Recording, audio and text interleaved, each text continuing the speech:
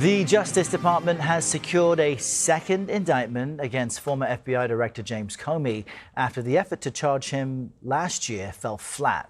Now, in the indictment, the Trump administration is accusing Comey, a frequent critic of President Trump, of knowingly and willfully making a threat against the president. Now, the case all stems from this. It's a since-deleted social media post showing seashells in the sand arranged to form the numbers 86 and 47. 86 can refer to getting rid of something, and Trump is the 47th president. Comey vehemently denied the allegations and posted his own response on social media. Watch. I'm still innocent. I'm still not afraid. And I still believe in the independent federal judiciary. So let's go. But it's really important that all of us remember this is not who we are as a country. This is not how the Department of Justice is supposed to be. CBS News legal reporter Katrina Kaufman is here on set to explain the Justice Department's case. Katrina, good morning. Why does the Justice Department believe the single image, these numbers specifically, amounts to serious criminal charges?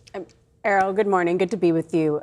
The Justice Department is taking this case about an image of seashells, as you just described, and they're saying that a reasonable person would have seen this photo of that formation and viewed it as a real threat to the president, an actual threat. And that not only that, but that James Comey did this knowingly and willfully, because there has to be this element of intent here, that when James Comey took this photo and put it online, that he knew what it meant and he knew what message it was going to send. That's what the Justice Department is saying now, and they're bringing this charge about a year after this actually took place. Now, this is the second time, viewers will remember, that Comey's been indicted by the DOJ. The previous case fell apart, though. Remind us what's different between that case and this one. I mean, this is just a totally separate effort to go after James Comey.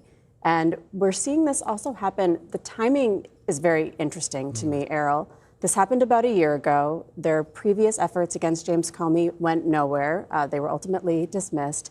And now, a few days after there was allegedly an attempted assassination on President Trump, they've now brought this case against James Comey, claiming that he too was threatening to assassinate the president. So it's coming out at a time when there may be more public empathy for President Trump, and it's sort of following this narrative that people are trying to kill the president. Now, Comey was a director of the FBI, famously fired by President Trump during his first administration.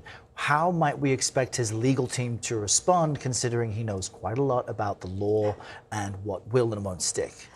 I mean, this is going to be a very hard case for the prosecutors to prove. They have to say that beyond a reasonable doubt, a jury has to believe that this image did in fact mean that James Comey was saying that the president should be killed. So there is a very high legal bar here.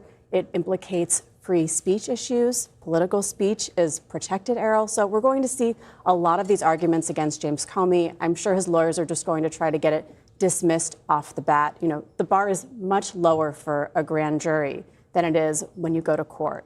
They will really have to prove this beyond a reasonable doubt, and with seashells, that is going to be hard. Right, a single image being the center and the key of the case. All right, Katrina, thank you so much. Thank you.